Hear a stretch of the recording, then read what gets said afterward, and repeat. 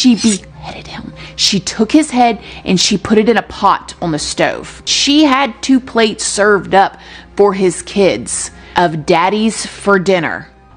Welcome to CSL TV, and I just hope you guys are having a beautiful, blessed day. Now, if you're new to the channel, this is just a review, a reaction, as well as an informational channel. Hopefully you find the informational part helpful, but pretty much we just talk about what's going on in the world and stuff like that, you know, nothing biggie. But I just gotta say it's a beautiful day. I'm sorry, I'm kind of distracted by the sun, because yesterday was just snowing, and we in the Midwest, so the weather be kind of crazy, but I'm about to get my butt into work and see what kind of videos, you know what I'm saying, we can watch. Let's see what's going on in the world, because you know what we do over here at CSL TV. So I hope y'all have a beautiful, blessed day. You already know. Let's get it. A mom says her son's football teammates put peanuts in his locker, knowing that he's seriously allergic. He noticed hives started to develop on his arm almost immediately. In another incident, a peanut butter granola bar was found in his backpack. His mom says the athletic director and head football coach decided on discipline, and the teammates involved were benched from some games. Also, the district says school police decided criminal charges were not warranted, so she went to the school board. These boys were handed minimal consequences for their actions. The board decided that what happened to her son was not bullying, saying it didn't fit the legal definition in Texas's education code, which is an act or pattern of acts that physically harms a student or disrupts the educational process. I call it bullying. I don't know what else to call it. Now, she and her attorney are saying the district didn't follow policy when it let the athletic department determine discipline. She's filed a complaint with the U.S. Department of Education's Office of Civil Rights. I hope she get what she deserved, just because her son could have died from that. They know he got a peanut allergy and decided to do what they do. It's a good thing nothing happened to him. But breaking out in hives and stuff, that's just an indication that he's allergic to it, which they all knew. So why would they, the school coaches, whoever, will let something like this happen? Boy, I cannot believe that they are trying to take the steps that they trying to take, so they don't have to be held responsible. But like I said, if her son would have got some super sick, been in the hospital, died, then maybe they would take things differently. But I think it still should be looked at and treated as such, just because they knew he's allergic to it and he could have died from it. She put it in a pot on the stove. She had 2 plates served up for his kids of daddies for dinner. Welcome to CSL TV, and I just hope you guys are having a beautiful, blessed day. Now, if you're new to the channel, this is just a review or reaction, as well as an informational channel. Hope your informational part help you and someone else out, and most of all, you guys just stay safe and blessed. But we're about to get into a crazy story, as always. Y'all already know what we do over here. We watch a lot of content to enlighten us on what's going on, as well as in, you know what I'm saying, just to see what type of folks we got to share this world with. Today's content, this beautiful lady name is Christina Randall. So if you on social media, you want to check more of her stuff out, that's her name, Christina Randall. Other than that, you already know what we do over here. So as always, you guys stay safe, stay blessed, and let's get it. Catherine Knights. She was born into like a horrific family dynamic just from the get-go. Because of the things family members did to her and in front of her with their father and all of that, Catherine was known to get into very toxic relationships. Like, she was attracted to, if you look at the track record, men who were alcoholics and stuff like that. From what we know, though, she was the abuser most of the time. She eventually landed what she said. Y'all heard what she said. She was the abuser. So that just to let y'all know, she was a very domestic abuse and violent. Was her dream job at the local meat slaughterhouse factory, whatever you guys want to call it. She was quickly promoted and she was given her own set of butcher knives. She would take these knives home at nighttime and she had them hanging over her bed. And people would say, like, why do you have all of these like big, huge, sharp butcher knives that you use every day hanging above your bed? And she says, well, you never know when I'm going to need them. Her first marriage was in 1974. Now, it is said that she convinced convinced this man to marry her. And then once they got married, he was so sloppy, tore up the whole entire time during the day of their wedding. And when her husband fell asleep on their wedding night, she got so infuriated, so she started strangling him in his sleep, and he woke up to her strangling him. He didn't leave her though after that. I'm pretty sure that was a very unexpected way to wake up. Now, Catherine and her first husband stayed together for 10 years. They had some kids together. He cheated on her. He left her. There was even a rumor that he had left her one time and got another woman pregnant and all of this. And Catherine was just like literally not holding it together very well. People in her town said that at one point she took her 2-month-old baby and put it on the railroad tracks and was waiting for the train to come. And allegedly somebody else in the town had seen the baby and came over and got the baby. Now, there was a bunch of different stories that I heard about that, but could you imagine? Holy cow. There was even another time that like the people in this small town that she lived in said she was walking down the street with one of her babies in a stroller, and she was just like, you know, just yanking the stroller and in her own little world, to the point that the people in the town thought the baby was going to fly out of the stroller and into the streets. They ended up calling the cops, and they came and got Catherine and put her in a mental institution at that point. She was then diagnosed with like postpartum depression, and she spent a few months in that the psychiatric ward. And there the nurses said that she was telling them that she was going to kill the mechanic that fixed her husband's car because his car was fixed. That's how he left her. So when she got out, she was going to kill the mechanic. Man, I'm surprised she was able to get out the mental hospital just because her sleeping with knives over her head, saying she's gonna kill the mechanic, all this other stuff. And it seemed like he was smart to get the hell out of Dodge, because she's a mental patient for real. They ended up getting a divorce, and Catherine continued on her path of toxic relationships. So another boyfriend that Catherine had, they ended up having her third child. So she had a baby by this guy, but then he ended up finally leaving her when she tried to kill him with a pair of scissors by stabbing him. He actually said that he was going to work or taking leave or something one day, and he just disappeared, never came back. Catherine later got pregnant by another dude. She ended up staying with him for 3 years. So now she's got her fourth baby. She's got 3 different baby daddies or whatever, and she's with this dude for 3 years, and she starts having an affair with John Price. Now, John Price was very well known in his town. Everyone loved John Price. He had 3 kids, okay? He had the 2 olders with him. So in 1995, Catherine packed her bags, packed her children up, and moved in with John Price and his 2 kids. Now, John had been at his job for 17 years, and he made really good money. Nice house, supporting the whole family, just, you know, doing good. And in 1998, which was 3 years after they had gotten together, Catherine was really pressuring John to marry her. And he was like, I don't see why we need to get married. I have an ex-wife. I've been married before. You've been married before. It didn't work out. Why complicate things? Like, we're happy. Because of that, she went into a fit. Catherine did. Now, that was quite disturbing, man. Excuse me. Just ate an orange. Sorry, guys. That's quite disturbing. Just for the simple fact, she done skinned this man after stabbing him. You know, and served him up to the kids. Thank God they wasn't there to eat it. Had his head, body parts, oh boy, all in the stove, cooking it like, you know what I'm saying? He an animal or something. And I'm sorry, but like she said, if you having those type of signs, man, get the hell out. She gave you so many signs. When she was trying to get your stuff, when she was stabbed you the first time, y'all arguing, she going around town saying you, the kids, and this and all that, doing some inappropriate things, just too much mental shit, you know what I'm saying? And it's a good thing that she did get caught for this, and she was locked away for a long time. I just wish John seemed like a very good man, and he definitely a loving man.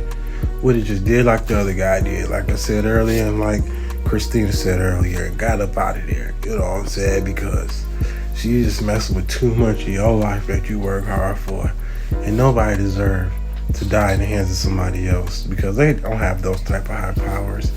I mean, at the same time, man, oh boy, domestic violence, it don't see no color, no race, or gender.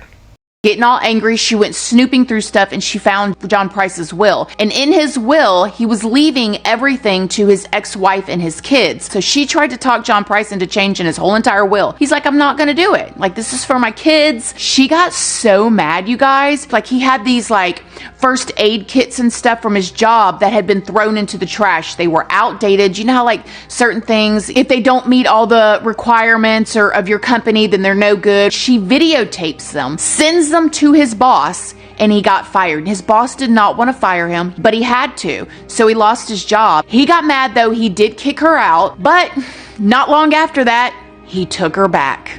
Yes, he did. She weaseled her way back into his life, back into his children's life, and John just, all of his friends were just like falling off. They couldn't stand to sit around and watch their friend be used and literally abused and taken advantage of by this woman. And when he went back to her, the fighting continued. They fought constantly. When Catherine moved back in and the whole fighting and everything, she tried to get control of his house. The house that he had bought, he had paid for, that his kids lived in. And when she could not get full control over it, she started accusing his kids of touching, in an inappropriate way, her kids. She was going around the whole town. She made it this big whole entire thing. Whoa. In 2000, they got into a terrible, terrible argument and she ended up stabbing John. She stabbed him in his chest. It was terrible. And on February... I just gotta say, John the better man than me, because you done did all that and lost my job. Everything else that came with it. And then you stabbed me, woman, years later. Oh yeah, you got to go. And ain't no coming back this time. You mess with my money, ain't no coming back. But then he took her back and she stabbed him. February 29th of 2000, John went to the courts to try to get a restraining order against her. And of course, the courts was like, it's okay.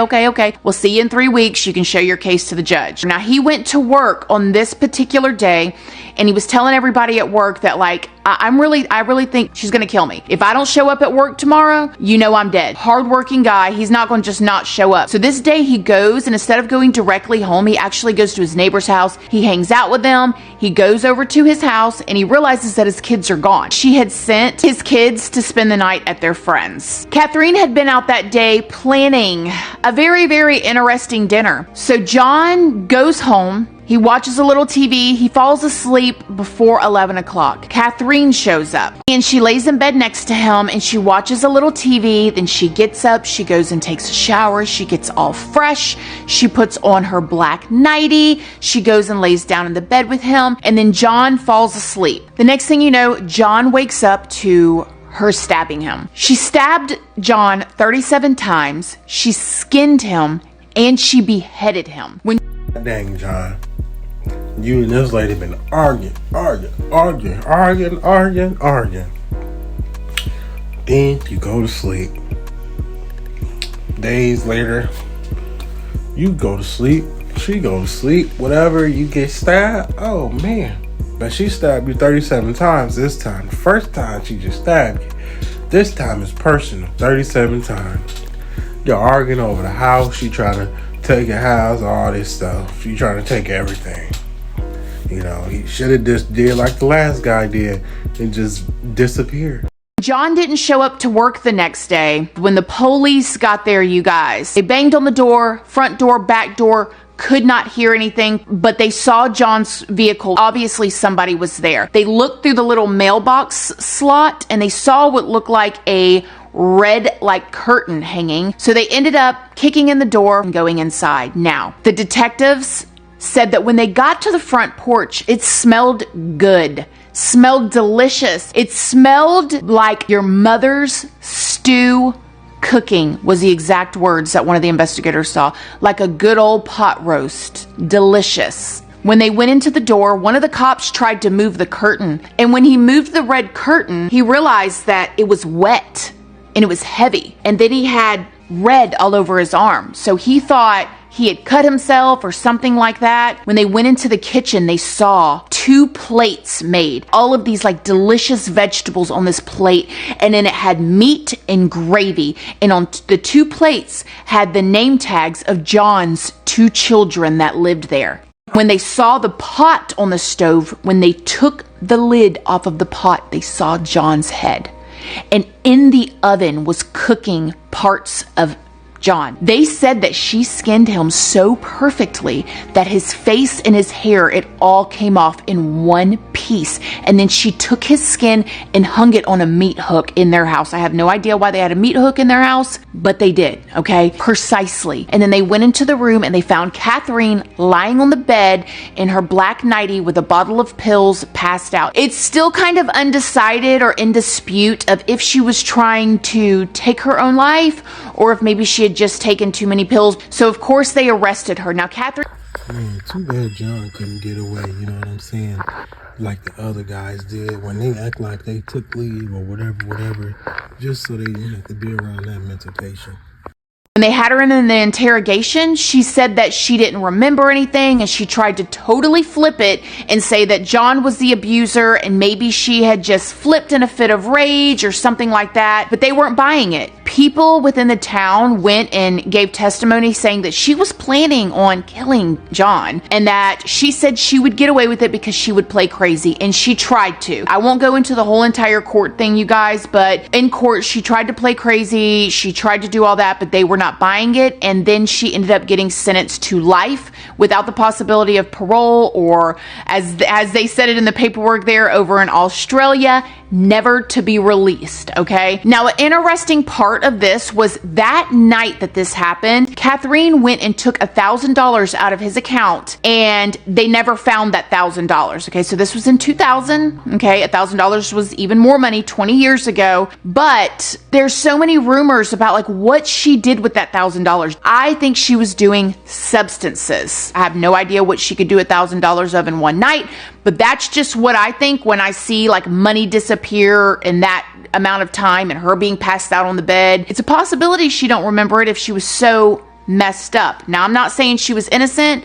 I think she was daydreaming this and planning this for a long time, but maybe wouldn't have went all the way through with it until she got intoxicated, in my personal opinion. Where is Miss Catherine, or Catherine, however you guys say her name, Catherine now? Well, she's in prison in Australia. She's in what is considered to be the meanest prison in Australia. This prison right here, this little tiny prison. She's in Western Sydney at Silverwater Correctional Institution, and you guys, she is known as Nana up in there, okay? It is said that she is not allowed in the kitchen or allowed to cook at all in prison. She's been locked up for 20 years now, but she's not allowed to share a cell with anybody, but she's known as the peacemaker and everybody loves her. She's actually known as the most popular inmate that they have there, and she's never been in a fight and she's never attacked anybody. Now that even more is what tells me that I believe she was on substances. I'm telling you guys, I could be wrong. Now, that's not an excuse, because I think in her fit of rage and her jealousy, she probably, while she was working at the butcher's, this is my theory, she probably daydreamed about like what this would be like to do this to a human. And yeah. And then tried to get away with it by pleading insanity. So there is a level of insanity, if you ask me. People that's been in prison with Nana said that she has no contact with the outside world. So basically, like, everybody's written her off, her kids and everything. John Price's kids have spoken out since then. And I saw an interview with one of his daughters who said she loved her, Catherine. She loved her. She thought she was so nice and just lost it and was hysterical. She asked her mom if it was true. Her mom said, yeah, like, could you imagine? And this is not John Price's fault. I'm not blaming it on him, or victim blaming, but like the continuous going back to somebody after they do all this stuff to you, you guys. If John was really, I think, thought that any of this would happen, I would think that he would take his kids and he would run away like her other ex-husband or boyfriend did. He just disappeared, baby. He was like, I'm going to get milk. Yet again, another very good telling sign for those of you guys that are in abusive relationships right now that need a sign. This is it. Again and again and again and again. Get it together, brothers and sisters. I love you guys. Now that was quite disturbing, man. Excuse me. This ain't an orange. Sorry, guys. That's quite disturbing. Just for the simple fact, she done skinned this man after stabbing him. And served him up to the kids. Thank God they wasn't there to eat it. Had his head, body parts, Oh boy, all in the stove, cooking it like, you know what I'm saying? He an animal or something. And I'm sorry, but like she said, if you having those type of signs, man, get the hell out. She gave you so many signs. When she was trying to get your stuff, when she was stab you the first time, y'all arguing, she going around town saying you, the kids, and this and all that, doing some inappropriate things, just too much mental shit, you know what I'm saying? And it's a good thing that she did get caught for this, and she was locked away for a long time.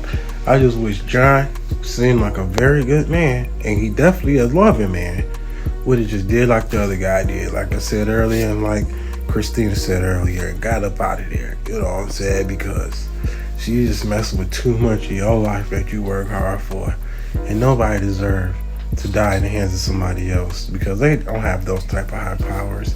I mean, at the same time, man, oh boy, domestic violence, it don't see no color, no race, or gender.